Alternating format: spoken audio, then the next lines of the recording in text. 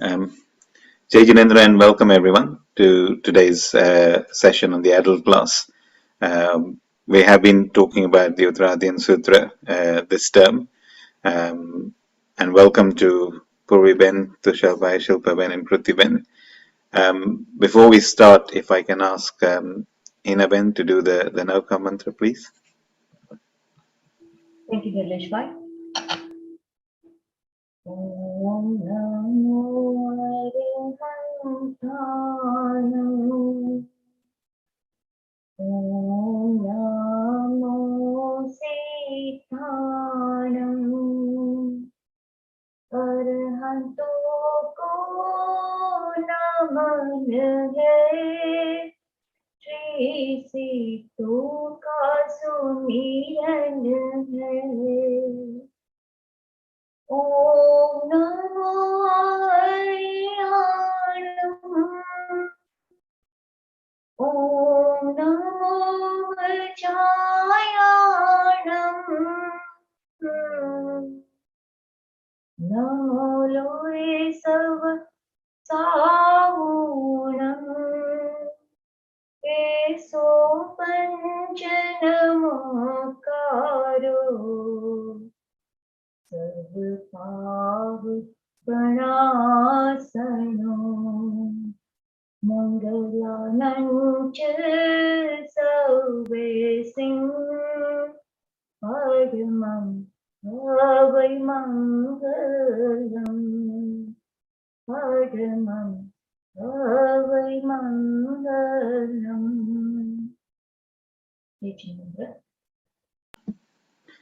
Thank you, Hinaben, for the wonderful recitation of Nauka mantra. So as I said, welcome everyone to another Friday session. We've been talking about the Uttaradhyana Sutra this term. I'm going to hand over to Hinaben shortly to continue with the stories that we've been talking about on the Uttaradhyana Sutra. If there are any questions, feel free to either pop it in the chat or raise your hand or unmute yourself if you need to ask any questions, so feel free to do that. So without further ado, I'll hand over to Hinaben. Thank you. Thank you, Nilesh Bhai. I pay my homage to Lord Arhant and bow down to respected Acharya Sri Chanmaji and all the Sadhgurus, dear sisters and brothers. Jai Jinendra. Good evening to you all. We welcome you this evening. As you know, we are discussing some very inspiring stories from Lord Mahavir's last sermon, which is compiled in Uttaradhyana Sutra. Today, we are going to look at chapter number 21. The title of this chapter is Samudra Paliya. Now, the reason for giving this name to the chapter is that it contains the life sketch of Samudra Pal. And it gives the whole sketch from birth to Nirvana and some very important events of his life. So this chapter is very important from religious angle due to its elaborate description of ascetic conduct. But at the same time, it is also important from social angle due to vivid narration of the prevailing social norms and traditions. So this chapter, comparatively to other chapters, is much shorter. It has only 24 verses, but it has a very important, strong message. So let's just understand this chapter first. Now, as the chapter starts, one second. Okay, so it starts with the story of Samudra Pali. Now, Pali was a householder disciple of Lord Mahavir. He was following Shravak Dharma. He lived in Champapur city in Anga state and was very well versed in Jain doctrines because he was following Lord Mahavir and he was a very good disciple. I mean, we say Shravak. So he was Shravak of Lord Nani. He was free from all the Kasais. Palit was a seafaring merchant. So he carried merchandise from countries to countries, that is beyond the sea, in ships. And on return, he would bring back merchandise from other countries. Now, thus, his import and export business was flourishing. In those days, when they used to travel like this for their own business, they used to announce in their town also if any other merchants would like to join them. That just shows that how generous they were. That they wouldn't compete, they would take the people in the same trade with them. And they were very honest and very open-hearted people. Now, once Palit reached Pihunda, that is the name of the seaport. So he reaches there and he had to extend his stay due to his business activities. Now, impressed by his honesty, business acumen, and good behavior and other qualities, a local merchant married his daughter to Palit. Now, while Palit was returning to Champa city by sea route, his newly wedded wife gave birth to a beautiful son on the ship itself. As the son was born during the sea, on the sea, during the sea journey, that is why they named him Samudra Pal. So Samudra is is sea. That's the language difference. So that is why he was called Samudrapal. Now, in due course, Samudrapal became young and acquired knowledge of all 72 arts. For, these arts were very popular for all the men in those times. And all the well-cultured people used to have their children learn all these 72 arts. Now, the reason being that when those children, when they grow older, they can become very proficient and self-sufficient. Okay. Now, and those 72 arts, due to time, I will not name all of them, but some of them are like mathematics, writing skills, metaphor, dancing, acting, music, singing, sleeping, creating slokas, to know the characteristics of ox, elephant, understand birds' language, and so on. The list is long, it's total 72. So it shows that it covers the whole, whatever a person needs to know. So they used to give this education to their children. Now, Samudrapal was also given the same thing. So he became very professional into all these 72 arts and become a very smart young man. Now, so after he finished his studies, his father married him to a beautiful girl named Rupini. The name only shows how beautiful she must be, because Rup is like, somebody who is beautiful. We call the name was Rupini. So she was very beautiful as per her name, and Samudrapal started enjoying his married life like Dogun duck gods. So these gods are very well known for their luxury and how they enjoy their life. So Samudrapal was living his life exactly like those gods. And then once he was sitting in the balcony, as you can see in the picture, of his palace and enjoying the beauty of the city, suddenly he saw a person under escorting and moving on the road. Now, he was a man to be killed. The king had sentenced him to death. According to the prevailing tradition, the man was clad in red dress with a garland of red canna. So the the flowers which are oleander, they are called canna.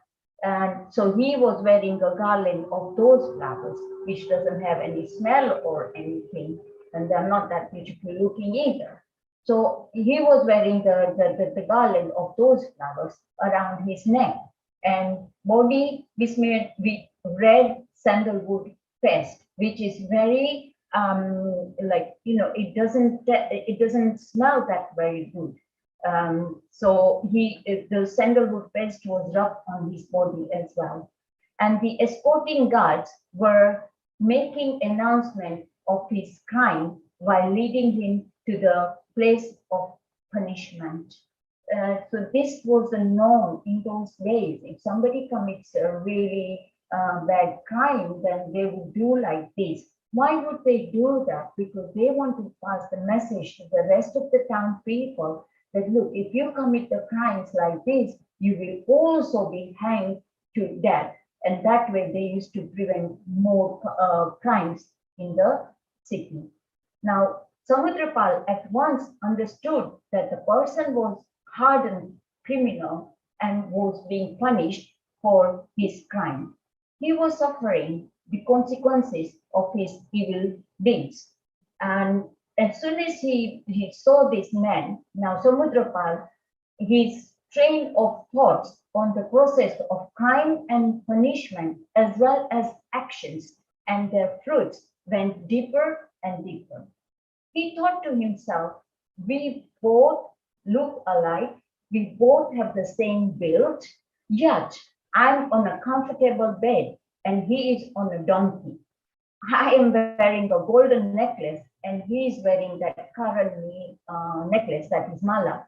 Now I am listening to the lovely music in the palace and he is in the midst of those broken drum noises on the road.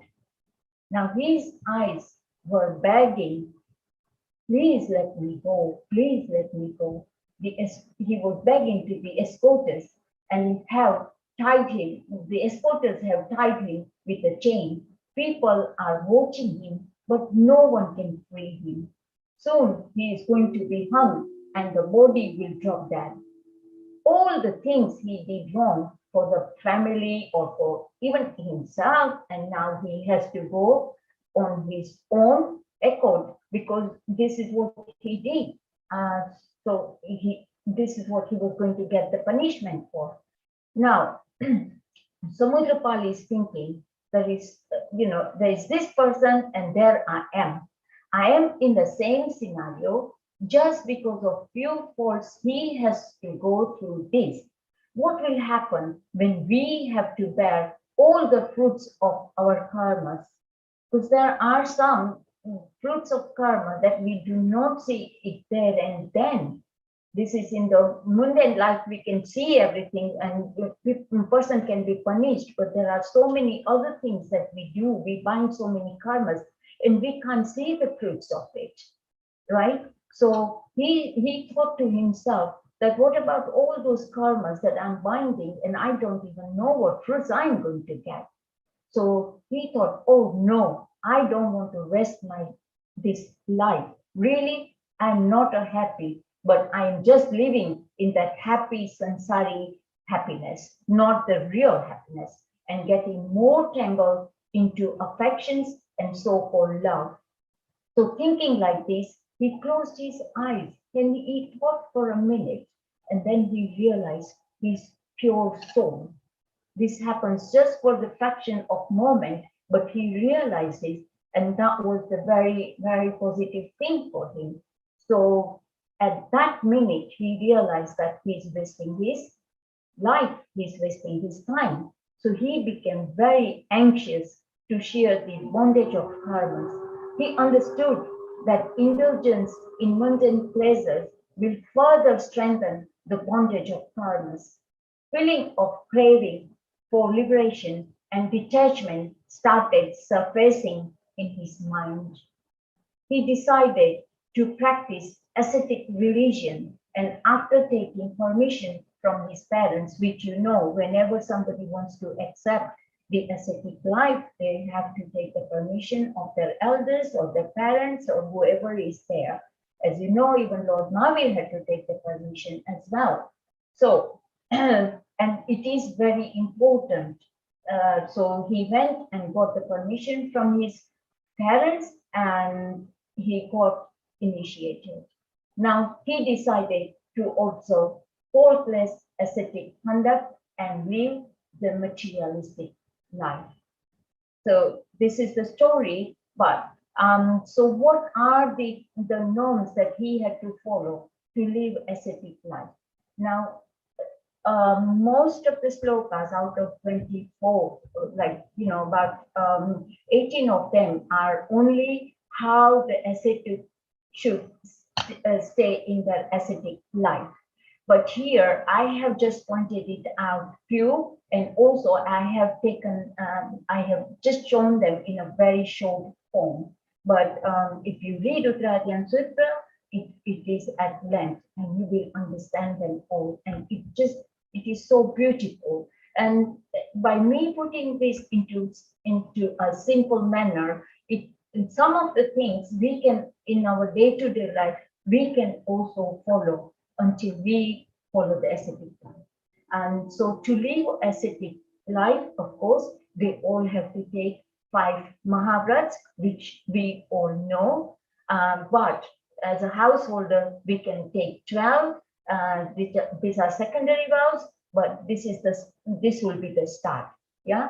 So so he took 5 Mahavrats, and then straightforwardness, that is saralta, as we say, that he has to be, he doesn't have to be cunning in any ways, or he doesn't have to do double talking, nothing. He has to be very straightforward in whatever he says or does. Then tolerance. His tolerance power has to be at the sky limit. He has to tolerate whatever comes in his way. And for tolerance, the 2nd chapter of Uttaradhyana Sutra is upsarga. It's onto those total 22 upsarga that comes along in Muni's life, in ascetic's life, and they all have to bear those with plenty of equanimity. And some of them are like very hot, very cold, like, some, like when they are passing on as they travel from one place to another, they might come across some very dangerous animals, but all that, they have to bear everything with equanimity and tolerance. They have to have a lot of tolerance.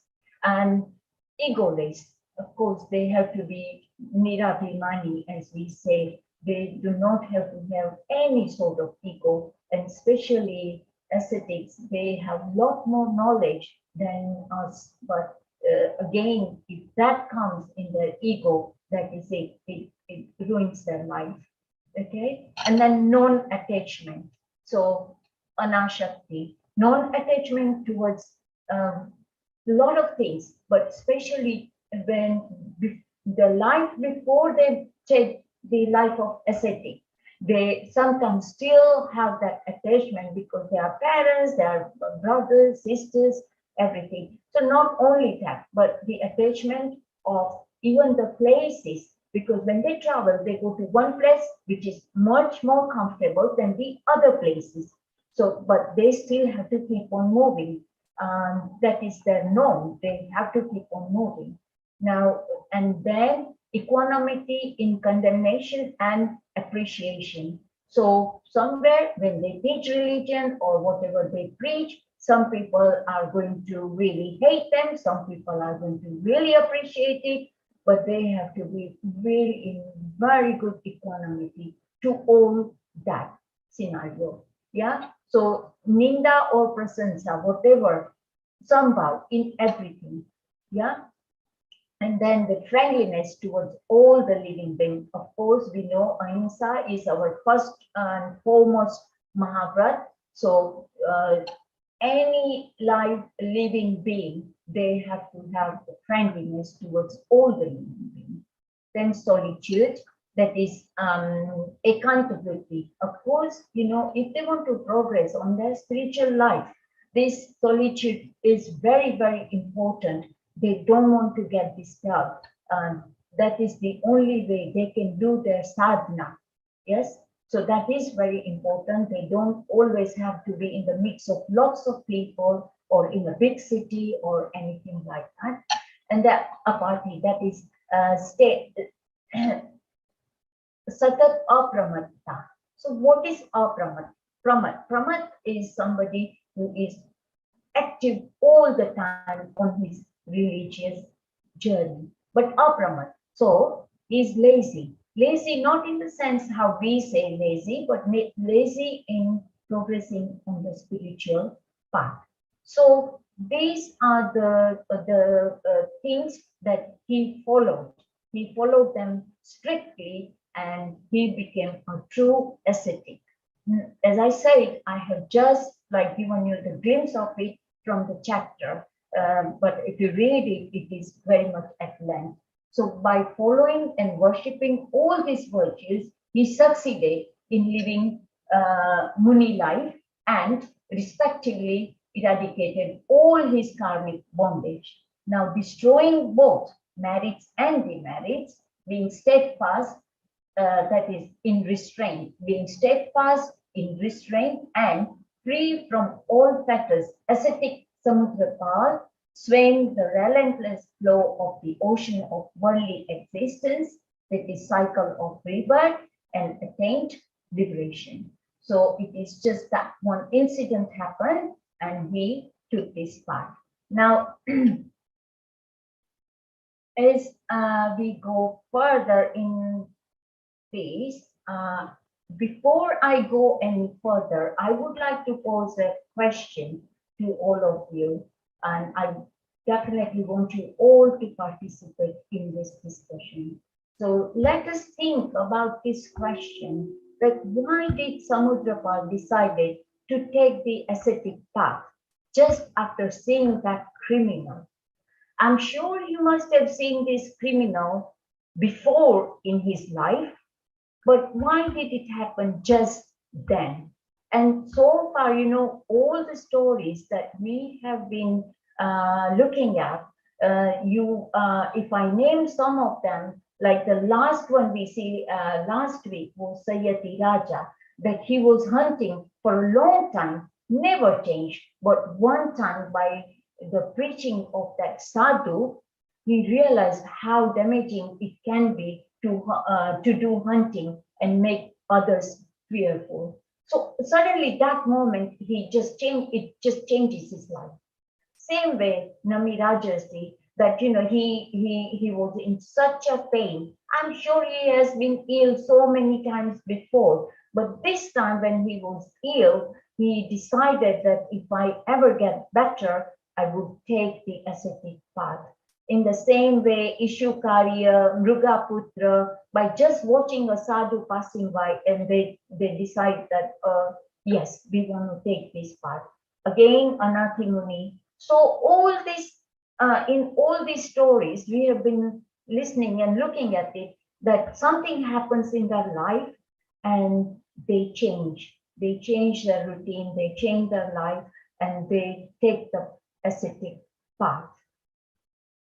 So the question, I want you to give me some response on why. Why does it happen? At one point, why does it happen that they choose to use this, take this ascetic paths?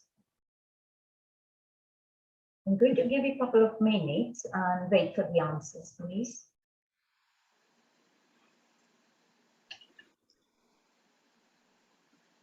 Thank you, Hinaben. Feel free to unmute and answer the question once you've had a chance to think about it.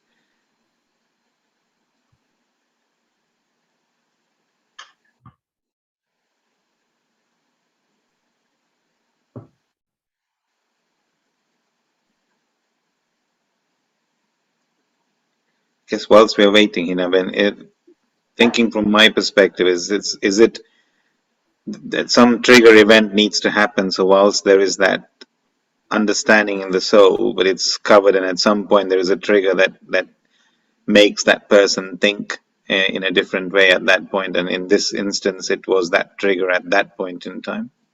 Excellent, Nileshbhai, you're nearly there. You're nearly there, yes. Yes, that's what happens. Anybody else? Has it got to do anything with his karma as well? Exactly. You need to come closer, Raj, we can't hear you. Sorry, has it got to do anything with his karma? In terms of that's the time when it came to fruition. I cannot hear you properly. Sorry. Has it got to do anything with his karma? That's the time when his karma is actually Yes, coming to fruition. yes, it is to do with karma. But Jainism has a very good way of even explaining that how that happens. When does your karma, like, you know, it just doesn't show up, and that's when you realize that what I am doing, I need to change. It doesn't come to, at one point, they don't come to a fruition, they stand still, even if we have. So that's what Jainism is explaining. So we look at it into detail, but anybody else would like to participate? Is it self-realization?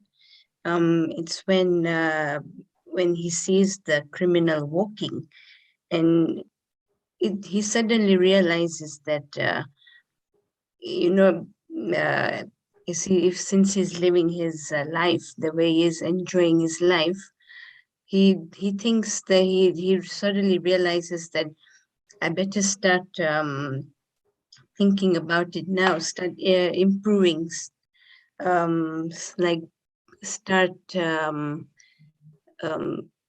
instead of building his karmas, try and avoid. So he decides to take this ascetic path. Excellent. We have some very interesting people. Yes, very. You all are very much near there. But if you understand the way it's been explained in Jainism, you will be more clearer in how it happens. Anybody else would like to, or should I continue?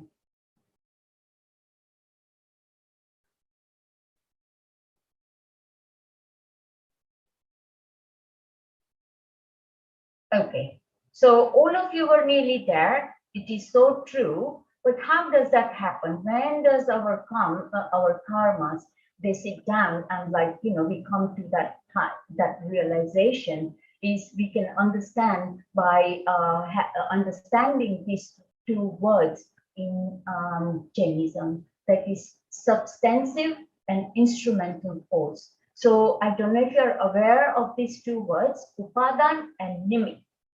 So first of all, we need to understand these two words, the substantive cause, which is upadan karan. So what is substantive cause? Is that which itself changes its own condition is called the substantive cause, or capacity of manifestation is existing in the substance itself.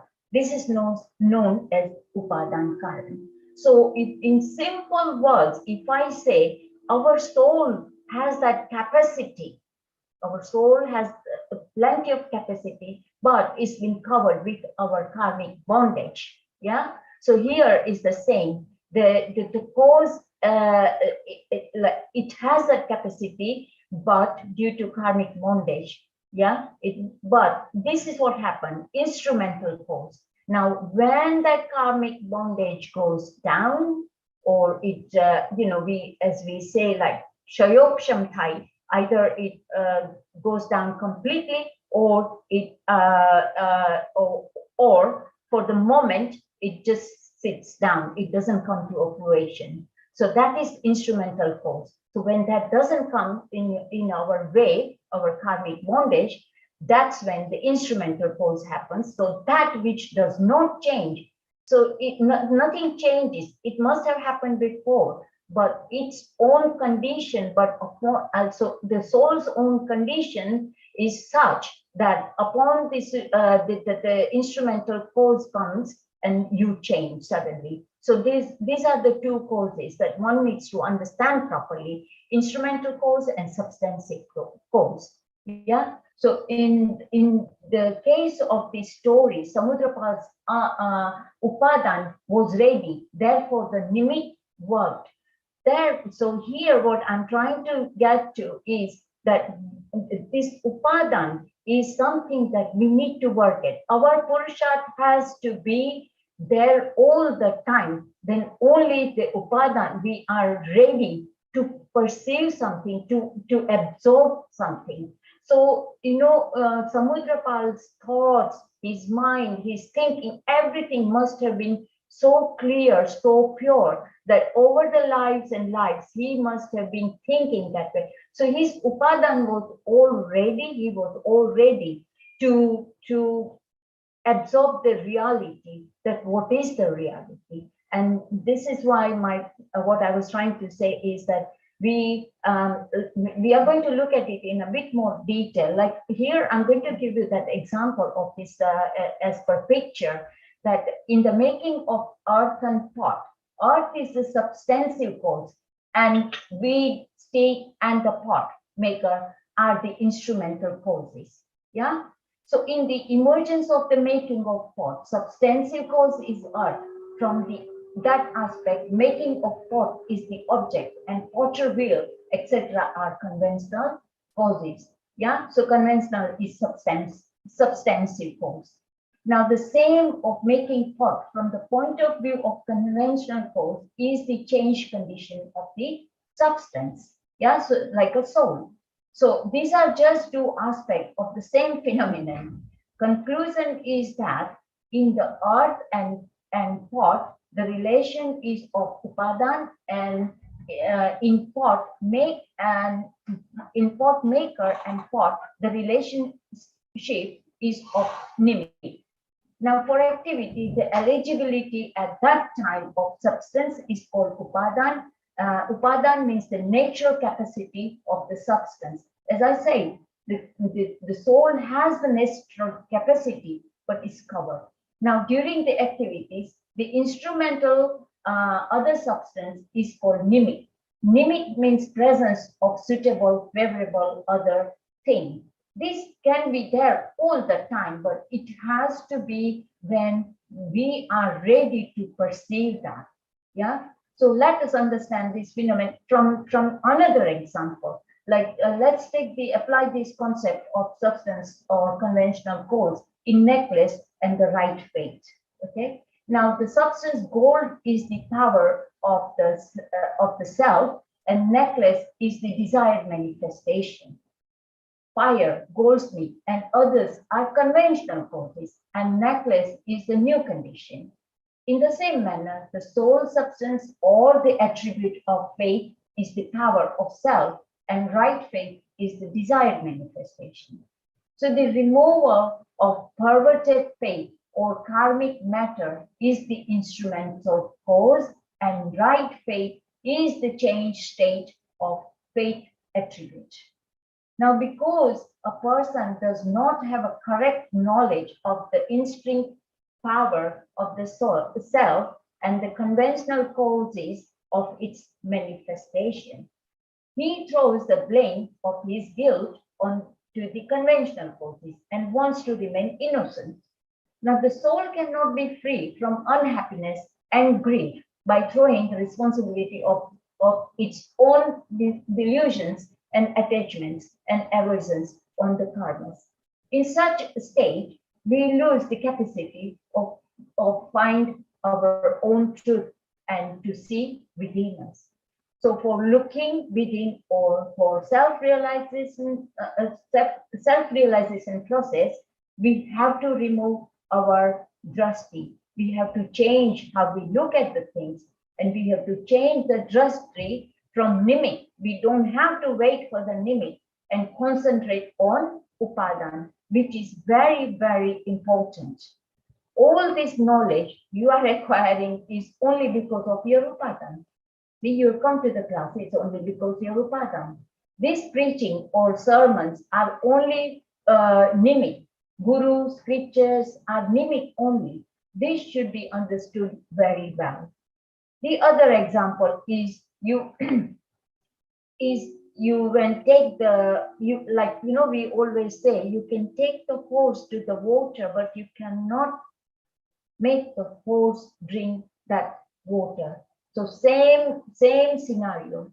The horse has to have that thirst, and that is the upadan. for the wholes.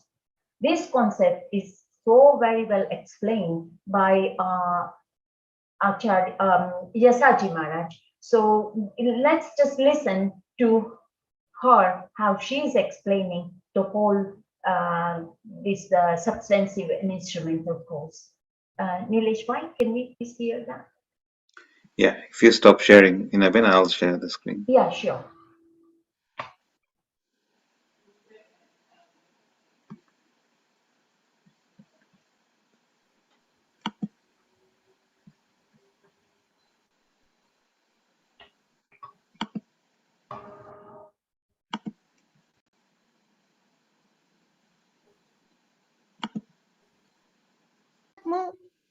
સાધના આ બધું સમ્યક દર્શનથી પ્રારંભ થાય છે.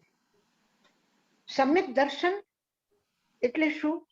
સમ્યક દર્શન એટલે કે જે અંધકારમાં, ગહન અંધકારમાં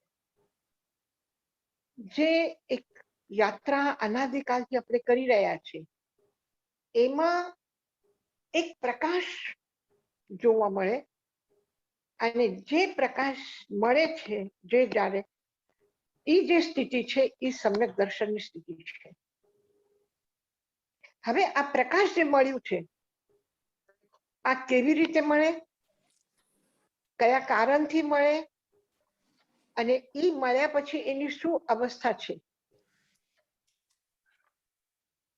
આ એક સમજવાની વાત છે કે અનાદિકાલથી જીવન અસ્તિત્વમાં છે. જીવન અસ્તિત્વમાં નથી એમ આપણે કહી શકતા નથી. ભલે ને આપણને પૂર્વજન્મની સ્મૃતિ નથી, પૂર્વજન્મના વિશ્વાસ ન કરો એવું કઈ છે નહીં, તો પૂર્વજન્મની સ્મૃતિ નથી તો આપણે કેમ માનીએ કે આપણે આટલા લાંબા કાળની યાત્રા આપણે કરી રહ્યા છે?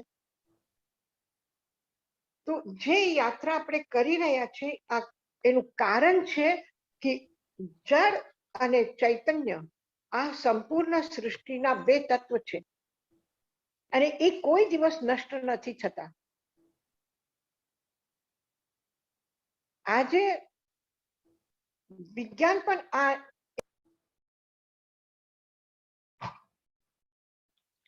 યશાજી મહારાજ સંભળાતો નથી.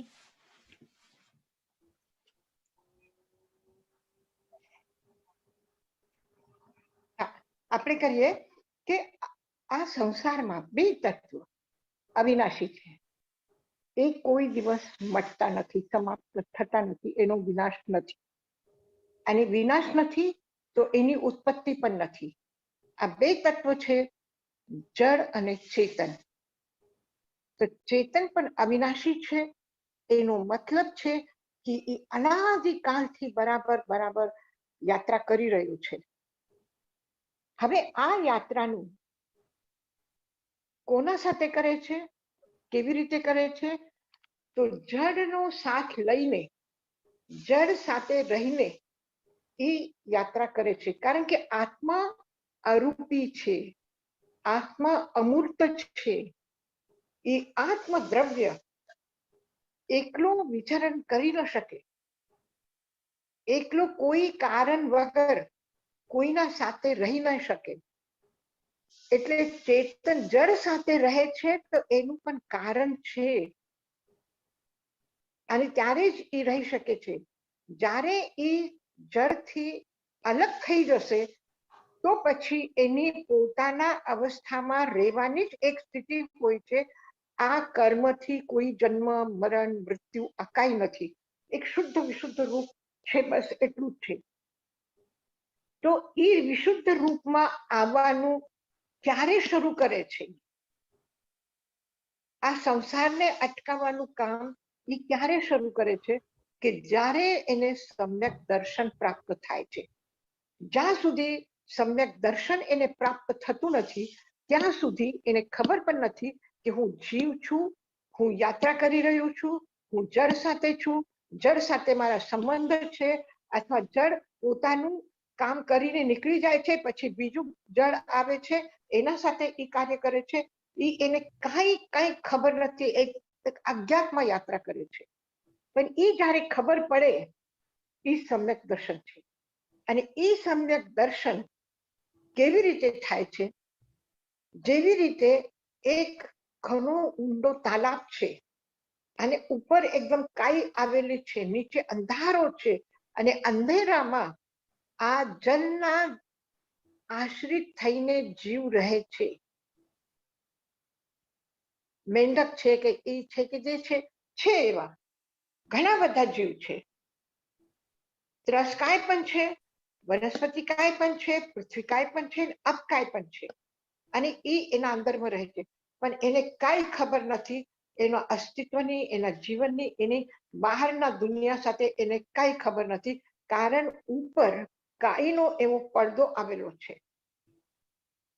તો એ કાઈ જ્યારે થોડીક ફાટી જાય અથવા અલગ થઈ જાય, વચમાં રેખા આવી જાય કે કોઈ જગ્યા પેદા થાય, તો એનાથી બહાર જે સૂર્યનો પ્રકાશ છે એ અંદર જાય છે.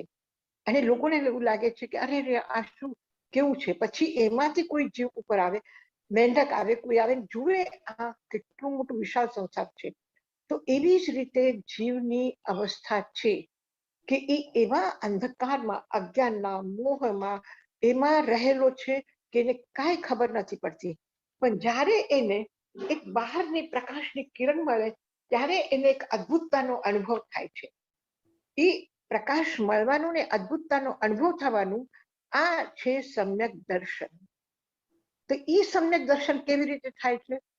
કે જ્યારે મોહનીય કર્મની અનંતાનુબંધી ક્રોધ, માન, માયા અને લોભ, આ કર્મનો ક્ષય ઉપશમ ક્ષયોક્ષમ થાય ત્યારે એને આત્મ તત્વનો એક પ્રકાશ દેખાય છે. એક પોતાના અસ્તિત્વની એને ખબર પડે છે. તો આ અંધારામાં એકદમ પ્રકાશ કિરણ ક્યાંથી આવી, કેવી રીતે આવી? તો આ બે પ્રકારથી આવી શકે છે. એક પોતે જ યાત્રા કરતા કરતા કરતા ત્યાં પહોંચી ગયા, અને એક બહારના કોઈ નિમિત્તથી. કલ્પના કરો કે આપણે જ ક્યાં ગયા એ તાલાબના કિનારે અને એમાં એક પથ્થર નાખ્યો તો એ કાઈ ફાટી ગઈ અને એને પ્રકાશ દેખાયો. એવી જ રીતે કોઈ ગુરુનો ઉપદેશ, કોઈ ઘટના, કોઈ એવું કારણ, કોઈ ભગવાન, કોઈ ભક્તિ, કોઈ ને કોઈ એવું કારણ મળે કે જેના કારણથી જીવને સમ્યક દર્શન થાય. અને એ પોતાની જ અવસ્થાના કારણથી એવા અવસ્થામાં પહોંચી જાય કે એને સમ્યક દર્શન થાય. આ બે પ્રકાર, એક પોતાની મેળે થાય અને એક એને બહારના કોઈ કારણ બને. તો એને તત્વાર્થ સૂત્રના અધ્યાયમાં જેવી રીતે કહ્યું છે, પહેલા અધ્યાયમાં તન્નિસર્ગાદ અધિગમાત્વા, સમ્યક દર્શન નિસર્ગ જ છે, સ્વાભાવિક છે. ક્યારે એવી પરિસ્થિતિ કેમ આવે? કોઈ પ્રયત્ન વગર આવે અને થઈ જાય. કોઈ કારણ વગર, કોઈ પ્રયત્ન વગર થાય એ નિસર્ગ જ. અને અધિગમ એટલે કોઈ બહારના નિમિત્તથી, કોઈનો ઉપદેશ, કોઈની ટકોર, કોઈ પુસ્તકનું વાંચન, કોઈ સ્વાધ્યાય, કોઈ કંઈક એવી દુર્ઘટના પણ જીવનની હોઈ શકે છે કે જેના નિમિત્ત કારણથી એ સમ્યક દર્શન થાય. તો જે નિમિત્તથી થાય છે, જે કારણથી થાય છે, જે બહારના કોઈ એવા ઘટનાથી થાય છે, નિમિત્ત કહેવાય. નિમિત્ત એટલે કારણ. કોઈ બી કાર્યને થવા માટે કારણ જોઈએ. તમારે રસોઈ કરવી છે અથવા તમને કોઈ ફેક્ટરી લગાડવી છે તો બધા સાધનો જોઈએ એના માટે. અનાજ જોઈએ, પાણી જોઈએ, ગેસ જોઈએ, બધું જ જોઈએ. તો આ જેટલા પણ કારણ છે એ બધા કારણ છે. આ નિમિત્ત કારણ છે. અને એક અનાજમાં એવું બનવાની શક્તિ છે. એ શું છે? ઉપાદાન કારણ. તો આત્મામાં એવી શક્તિ છે કે એ વિશુદ્ધ રૂપ પ્રાપ્ત કરી શકે છે. આ પોતાની શક્તિ આ ઉપાદાન કારણ છે અને બહારના નિમિત્તો આ નિમિત્ત કારણ છે. તો બે છે, ઉપાદાન અને નિમિત્ત. આને ધ્યાનમાં બે બરાબર સમજાના જે સ્વાભાવિક રીતે થઈ જાય કર્મના ભોગ ભોગતા ભોગતા ભોગતા એવી સ્થિતિ થાય કે ત્યારે મોહનીય કર્મનો અનંતાનુબંધીનો ઉદય ન હોય.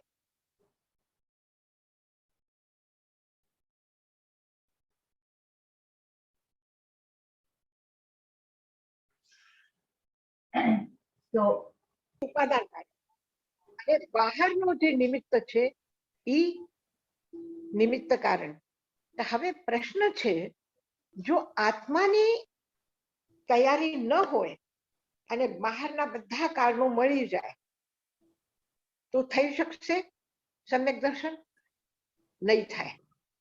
અથવા પોતાની તૈયારી છે પણ બહારનો કોઈ નિમિત્ત મળતું નથી તો પણ થઈ શકે છે. પોતાની તૈયારી છે તો સમ્યક દર્શન થશે. તો પછી નિમિત્ત કારણ માનવાની જરૂર શું છે? એને કારણની જરૂર શું છે? આપણે જે બાહ્ય સંસારમાં બહારના દૃષ્ટિથી દેખાય અને એના ઉપરથી આપણે વ્યાખ્યા કરીએ એટલે આપણે કહીએ છીએ કે નિમિત્ત કારણ.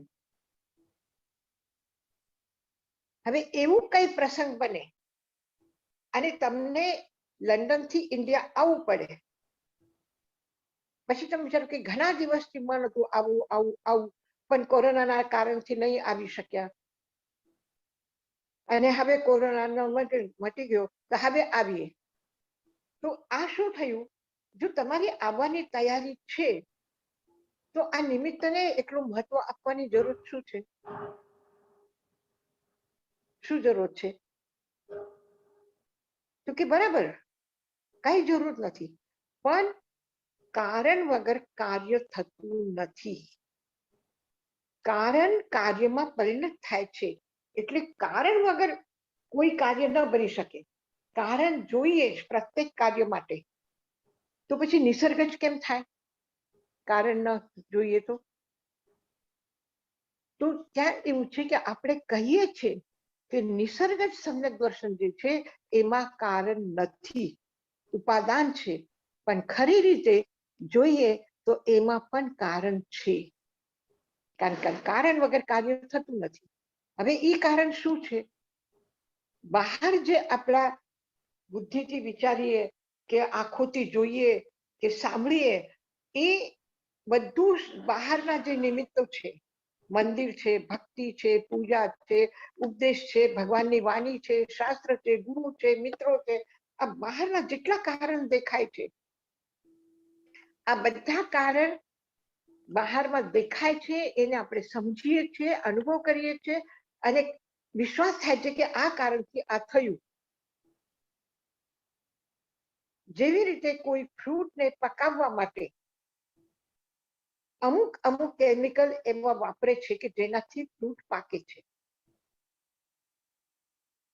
તો પછી વગર કારણથી વગર એને કઈ દવા નાખવાથી કે એનાથી નહીં થઈ શકે તો આપણે કઈ થઈ શકીએ છીએ?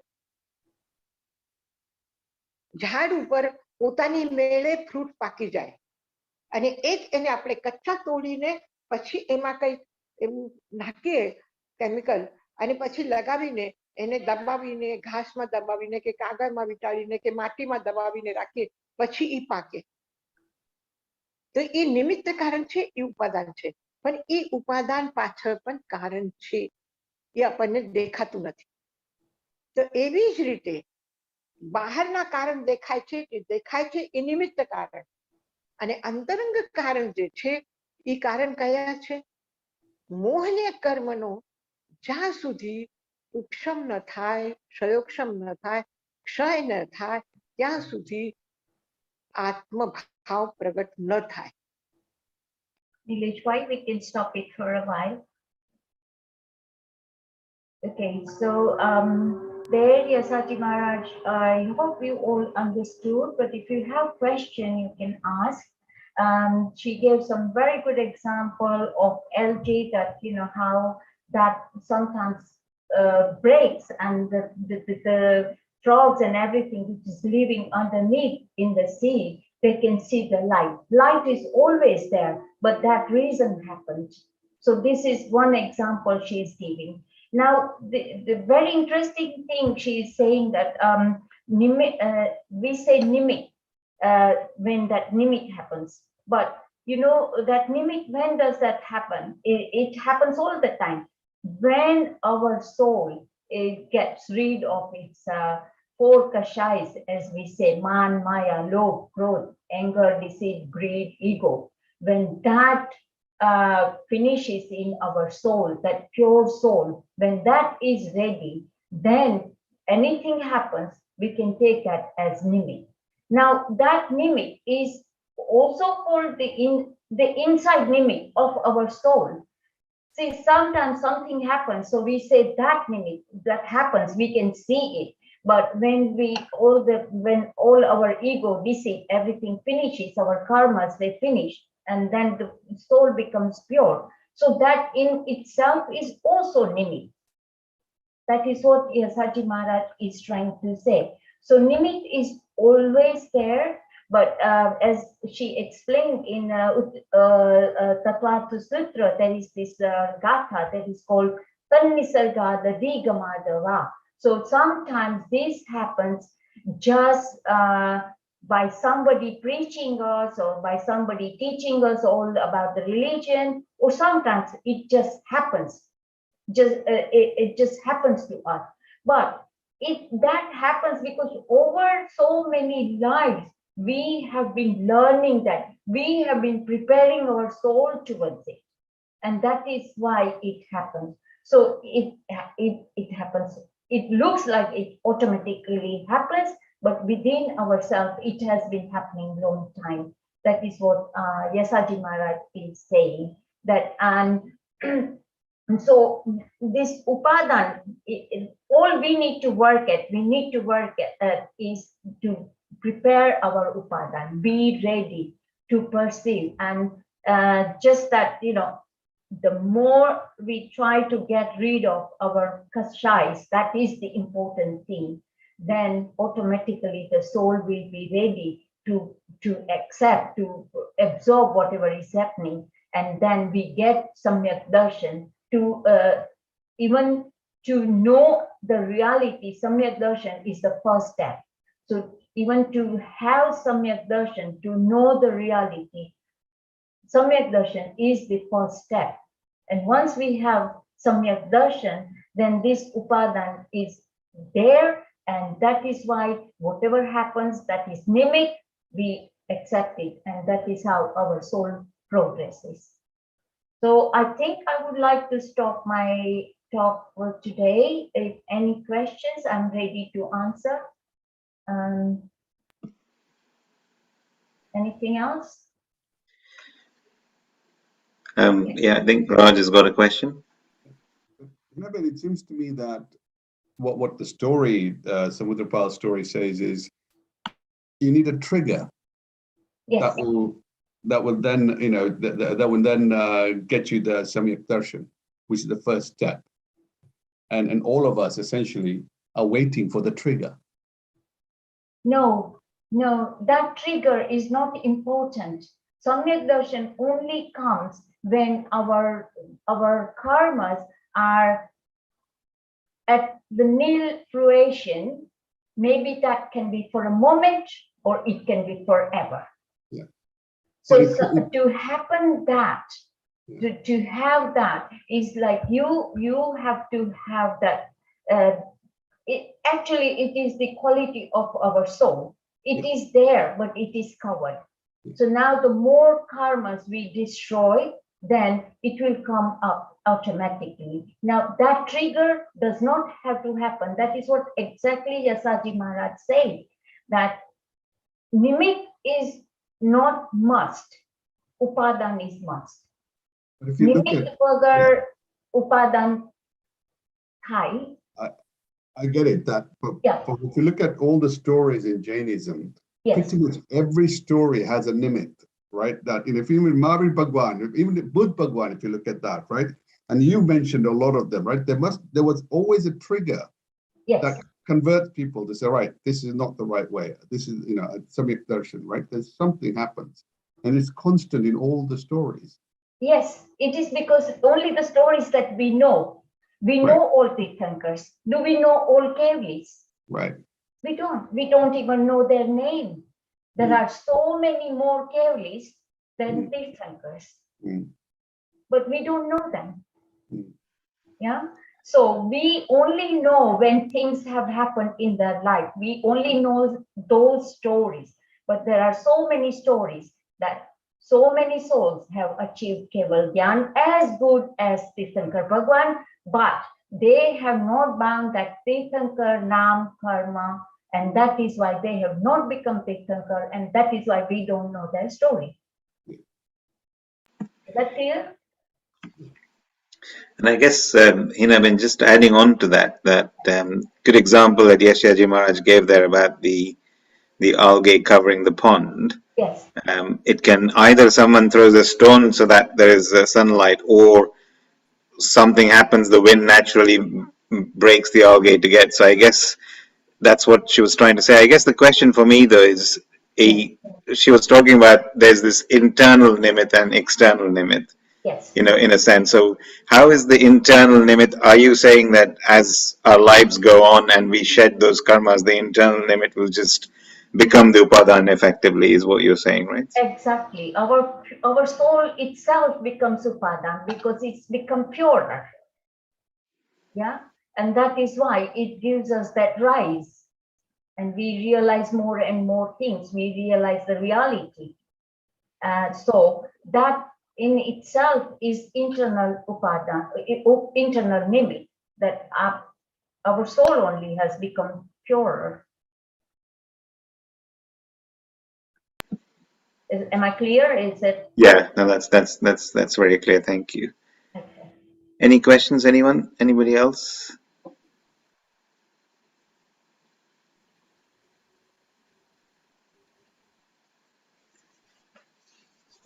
No, it doesn't look like there's any other questions. It was not a very long story. As I said, it's only 24 slokas of this, so I thought I'll bring in this aspect. And so if there isn't anything, we can... Yeah, I mean, before we conclude with the prayers, what I would like to say first of all is thank you, Hinaben, again for a really good session and explaining very clearly. I really want to appreciate the fact that these stories have really brought to life some interesting things we need to think about on a day-to-day basis from our perspective. So thank you for that. Again, for everyone, both these sessions are on YouTube. All of these sessions are on YouTube. So do encourage friends and family to watch them. And also the clip that we saw about Yashaji Maharaj, that's also on the Virayathan YouTube, if you wanted to watch the whole thing, which is clearly in Gujarati, but again you can see it was actually fairly simple Gujarati in how Yashaji Maharaj explained that. So before we conclude, I would like to say again, we're going to have the same session next week on Uttaradhyana Sutra next Friday at 8:15. But before we conclude, Hinaben, if I can ask you to do the Manglik, please. Sure. Tari Mangalam, Mangalam, Siddha Mangalam, Sahu Mangalam, Kevali Panato Tamo Mangalam, Tari Loguttama, Arhanta Loguttama, Sita Loguttama, Sahu Loguttama, Kevali Panato Tamo Loguttamo, Chattari Sharanam Pavachami, Arhante Sharanam Pavachami, Te sharanam pavachami. Sahu sharanam pavachami. Kevali panatam dhammam sharanam pavachami.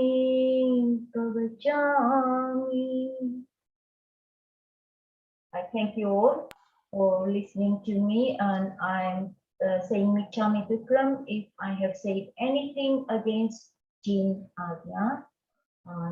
Everybody have a good night. Thank you very much. Thanks very much, Hinaben, and once again, thank you all. Hope everyone has a wonderful weekend. Looks like a bright, sunny weekend, so enjoy the weekend, and we'll see you all next week. Thanks, everyone.